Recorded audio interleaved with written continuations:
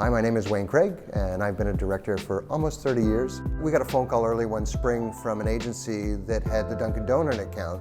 They said to us, we've got this premise.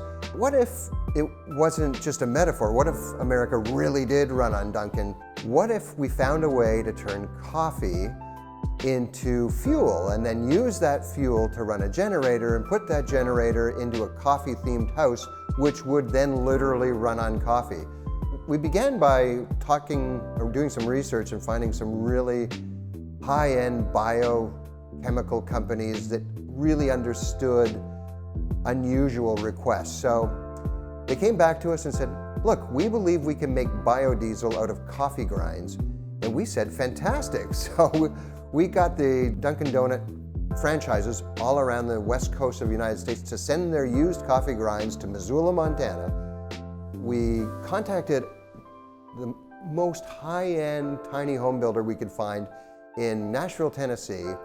This guy was incredible. Like, he knew how to use every inch of space. It wasn't all that different from filming a documentary piece. We did some location scouting, we had a look around, we found where there were shots, and not just wide shots or backgrounds. We looked for the bigger environment and then the smaller details within that environment. We were totally fascinated by it, how one guy and his crew of scientists would work really hard to achieve something. And that was the secret for us, was getting a hold of the people who were behind the different chapters and pieces of this bigger story and putting a human face on them and giving their narrative purpose and meaning within the larger context.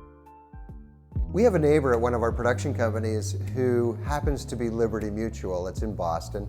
And they came to us and said, hey, we want to buy spots in front of movies. So we want to do cinema trailers, but we don't want them to be Liberty Mutual ads. We want them to feel like these are movie trailers, and they're movie trailers for, we're thinking, rom-com, romantic comedy. We approach them very much like films in the sense that, you know, there are these characters that are lost and they connect with each other. Of course, the one person works for Liberty Mutual and the other person is a guy looking for insurance. And we just thought, you know, there are parallels between looking for love and looking for something else. There's enough of a human truth in there for it to be charming, to be witty, and to be fun. All it's gonna take is some good filmic storytelling and some great actors. So we took a little bit different approach to these ads than we did with typical broadcast ads because they were running in front of films. You know, typically with a broadcast ad, you build the ad out around the product and you build the narrative out around the product.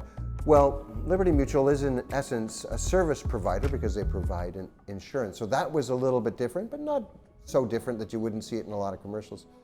For us, the difference was the medium, that it would be on a screen, that our audience would be expecting a movie trailer, and how do we give them what they want and still get our message across? But it was really fun because, you know, rom-coms are fun, and it allowed us to be part of storytelling on a grander scale, even though it was limited in time in terms of presentation. It was a really fun day, and we really, really enjoyed it. So a couple of years ago, I was doing a lot of work with this agency. We did work for ESPN, we did work for Subway, we did quite a few ads and campaigns, and we had a great time. One of the creative directors was named Josh Kaplan, and Josh and I have stayed in touch over the years. We've bonded over hockey. We both love hockey. Josh had played semi-pro in Europe.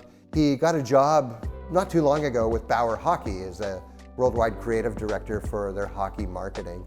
And he came to me not too long ago and he said, look, I've got this idea for a campaign. And the notion was that hockey wasn't just about buying skates or sticks or pucks. The notion was that hockey is a gift. It, you know, brings a sense of community, it brings a sense of teamwork, it brings health, it allows you to connect with people you wouldn't normally connect with. And, you know, the creative directors and my relationship was a great example of that. A Bruins fan and a Leafs fan. These people don't normally go together, but we bonded over hockey. Josh came back with this amazing script. It was a wonderful story. We developed it a little bit further. We found that it wasn't really about hockey. It was about the things that hockey does for you and does for the community. So it connected with people on an emotional level, and it did a thing that a lot of ads forget to do, which is it's not always about the product. It's about what the product does for you, not just physically, but emotionally. And it really, really did that well. It was, at the end of the day, it was about people and the way that hockey and Bauer made their lives better as a community and better as individuals. I know it sounds like a little bit contrived, but really when you get down to the substance of what people go through in their day-to-day lives and how a moment of joy shared amongst others changes their day, I think you're connecting with a truth that is pretty universal, and I think that's why The Game is a Gift was such a powerful ad for Bauer.